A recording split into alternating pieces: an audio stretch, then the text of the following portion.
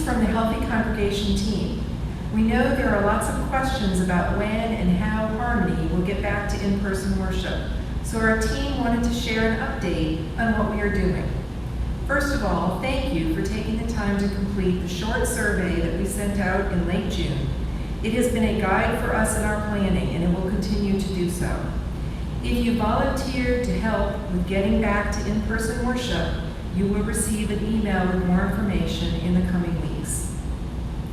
As you know, the Healthy Congregation team role is to follow the guidelines set by the Virginia United Methodist Conference on getting back to in-person worship. Until we are able to get back to in-person worship, online worship is available. Many of us have seen the wonderful work that is being done by the pastor and staff to deliver this online worship to us each week. I know it takes a lot of time and effort, so thank you to everyone involved in that process. The guidelines for getting back to in-person worship are extensive, with the overall goal being for churches to safely get back to in-person worship during the pandemic. The Virginia United Methodist Conference put much research and thought into the guidelines. Doctors and lawyers were part of the team put together by the bishop to come up with the plan.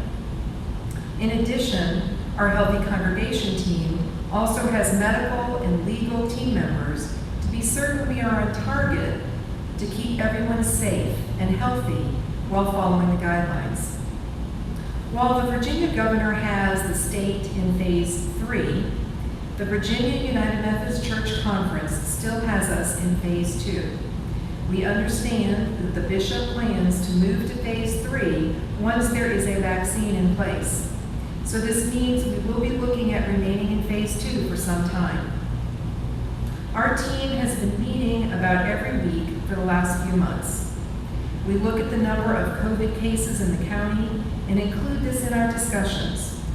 While we all want to be back in church, we know we must remain vigilant and follow the guidelines set for us by the conference to keep everyone safe. So what does all this mean? Well, church will look and feel different when we get back to in-person worship in phase 2. Spacing of 6 feet or more, no bulletins or singing, and limited restroom usage, and of course wearing of masks, are just a few of the requirements that will be in place. We will enter and exit individually spaced out, one person or family at a time, through the front entrance of the church. Honestly, I think it will be hard to maintain a 6-foot distance when we want to say hi and go visit with our friends that we have not seen in months.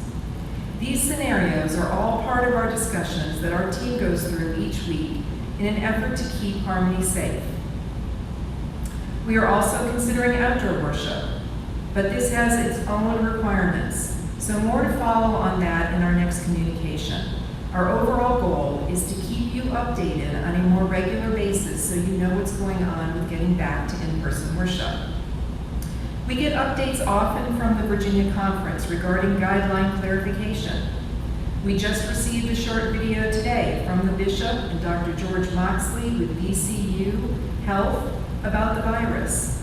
It will be posted on our website and in the weekly email. We encourage you to watch it. Our team reviews all conference guideline updates and clarification, and we want you to feel comfortable and confident that we are doing all that we can to keep everyone safe. If you have any questions at all, please feel free to reach out to any one of us on the team. We also hope you continue to experience worship with us online. You can also view the Virginia Conference guidelines on the Virginia UMC Conference website under Getting Back to In-Person Worship, if you want to take a look at that.